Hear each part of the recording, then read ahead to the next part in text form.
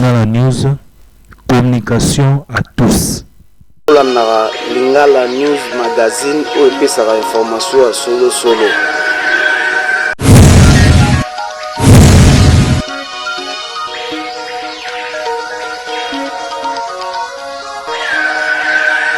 Tala bazalaki ebele bango banani ba syndicat ya INAP oyo assemblée générale bakutanaki mokolo ya lelo na fonction publique na place oyo tobengi Golgotha pona kolobela basalia na bango boyoka bino moko ye moko le vice-président Freddy Luwawa ndenge alobi na micro ya Lingala News en 5 langues. Sibino d'abord merci du fait que boye ko répondre na invitation ya bato na bino bato na biso oyo totiaki lokola ba représentant ya ba syndicat na INAP toye awa pona kofinga te kobunda te tozali ba serviteur ya l'État tozali ko prester ezali na ba mosusu bakomi deja na porte ya kokende retraite ba mosusu basi bakufi mais tala na nsima na bango batiki nini.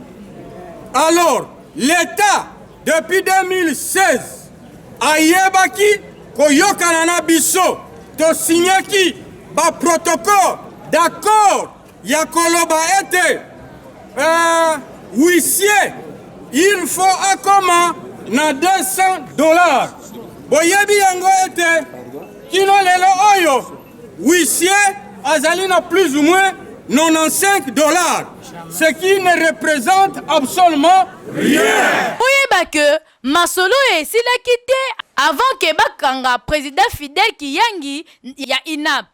Yango nde memaki ba syndicat basala sitting na palais de la nation.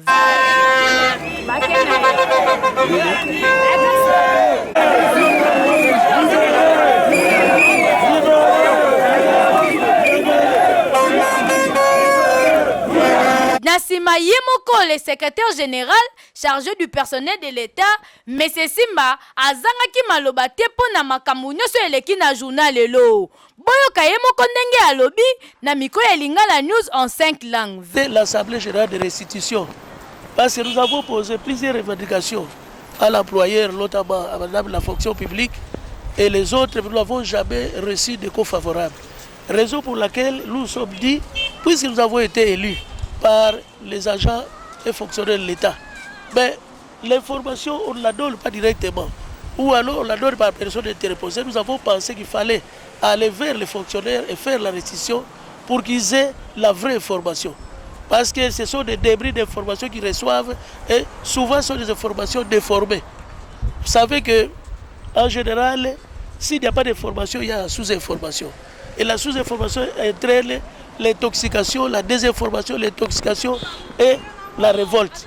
Alors nous, en tant que permanents syndicaux, nous devrions rendre compte à ceux qui nous ont élus, raison pour laquelle nous sommes allés à la place Golgotha, qui a été surnommée par nos aïeux, par nos aînés, pour rendre compte. Parce que c'est le milieu, n'est-ce pas, favorable pour que les fonctionnaires écoutent bien le message. Dire que, bon, vous comprenez que le syndicat est un groupe de pression. L'inter-syndical national de l'administration publique a un président.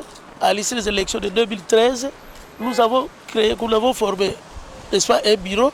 Et le bureau ne peut être dirigé que par le président, c'est-à-dire que le syndicat le plus représentatif, et le syndicat le plus représentatif, c'est la CC, Confédération syndicale du Congo.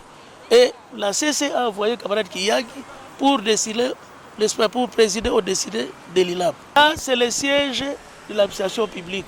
Et le ministre là, le gouvernement, c'est elle qui a induit le gouvernement en erreur en créant une autre majorité qui n'est pas majorité, mais par une autre majorité, par une autre INAP, par élection, par consensus. Alors qu'au syndicat, on ne crée pas une autre majorité par consensus ou par les arrangements particuliers. Dossier Oyo, Bondi Melanga, et ça vraiment à suivre.